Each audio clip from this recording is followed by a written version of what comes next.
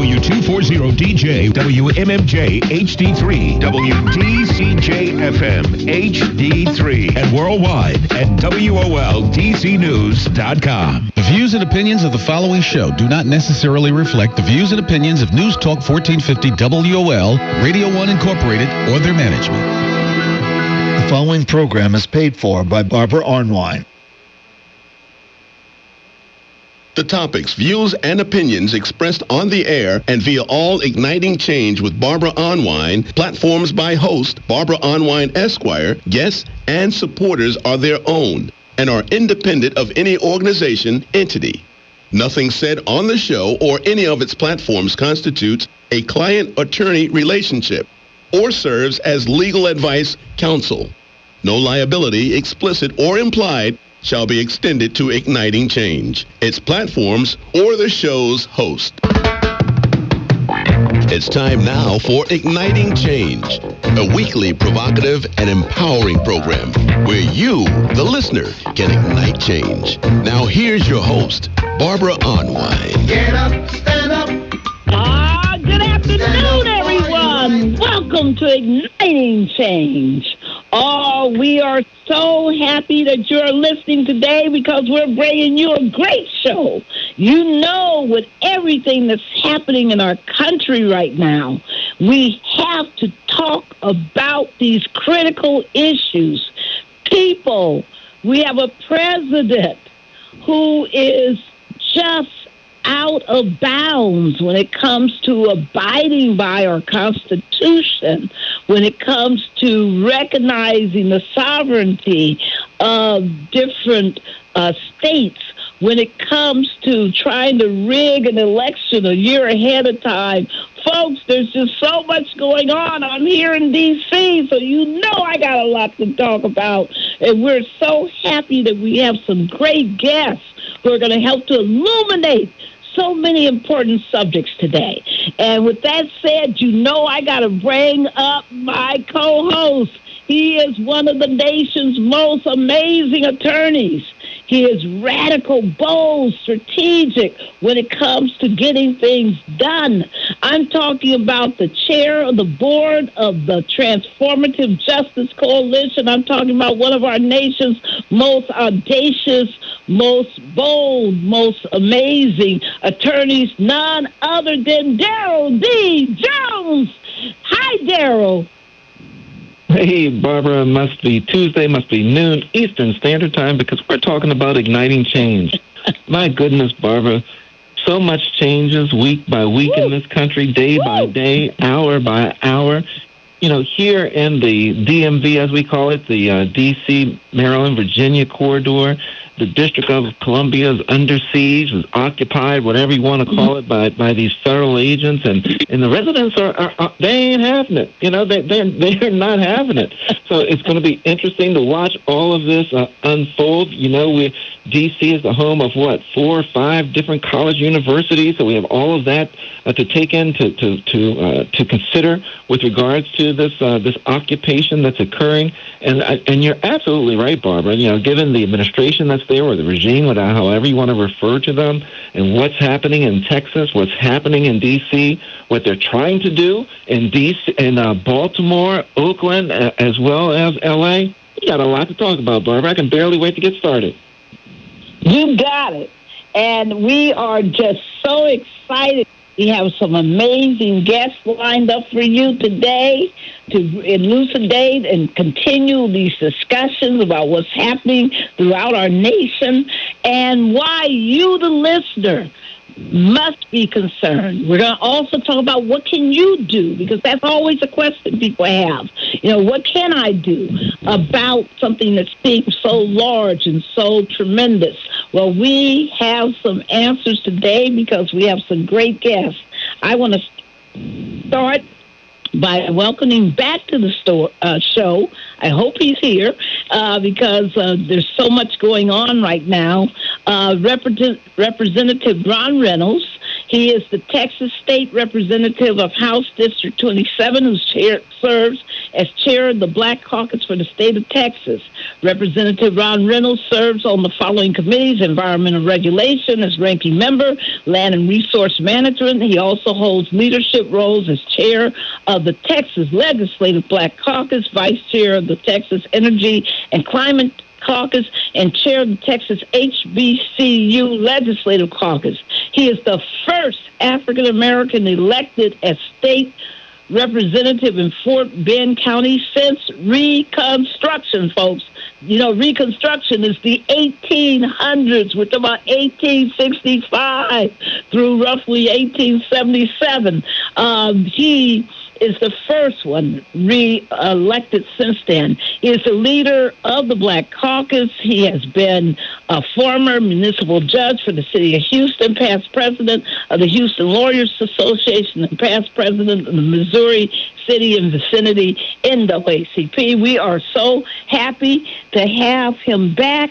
I hope he's been able to join us because everything's crazy on the floor of the legislature in Texas. Ron Reynolds, are you there? I am here. I am so honored to be on with you and Daryl, and I love that intro. I just got one quick update.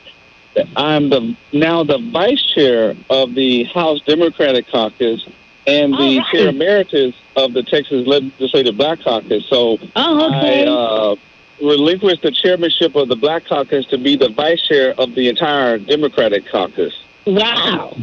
And in addition to being chair of the Texas Legislative HBCU Caucus. But titles notwithstanding, I am super committed to everything that you talked about in your opening monologue. There's so much going on in Texas and across this country. That's an understatement.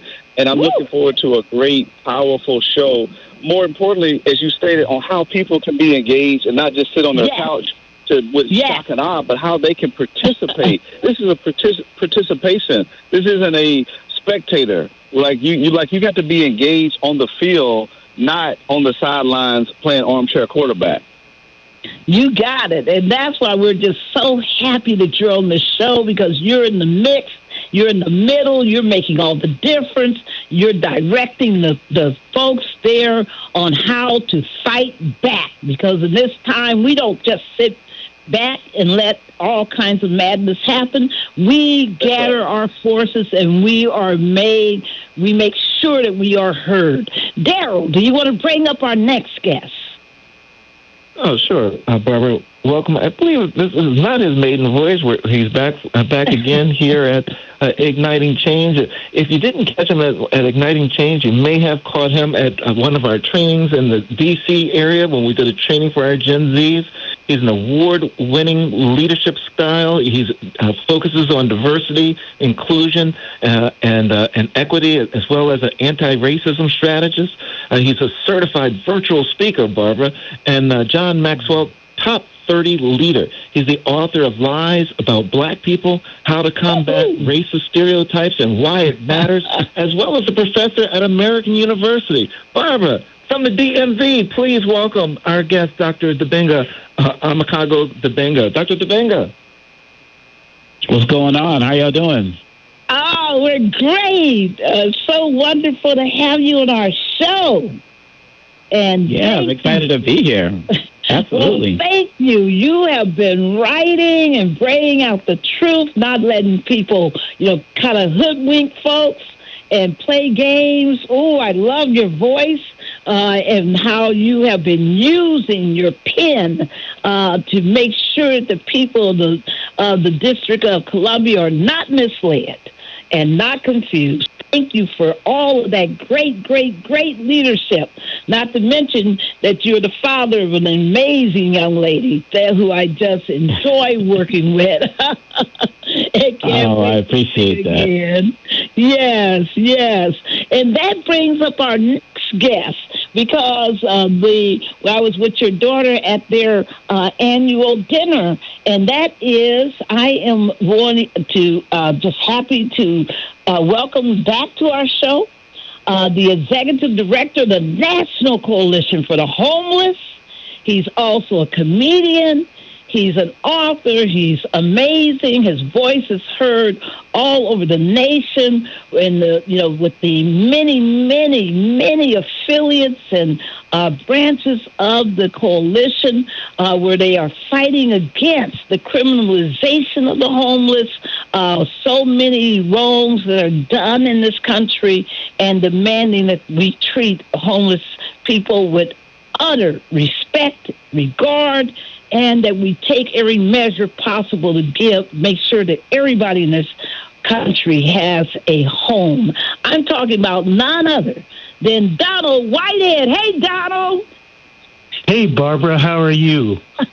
I'm glad. I'm great. I'm glad you. Great to hear from you. It was amazing to see you last week, and thank you for allowing me to talk about this issue. And Daryl, great to hear from you as well. Yeah. Always great to hear from you, Mr. Whitehead. So we got a show, folks, because the title of our show is Free D.C. Free D.C. Please, somebody freeze Washington, D.C. President Trump's rising authoritarianism. You're saying, Barbara, what's that word you just used? Authoritarianism, people, is another word for fascism. It's another word for dictatorship.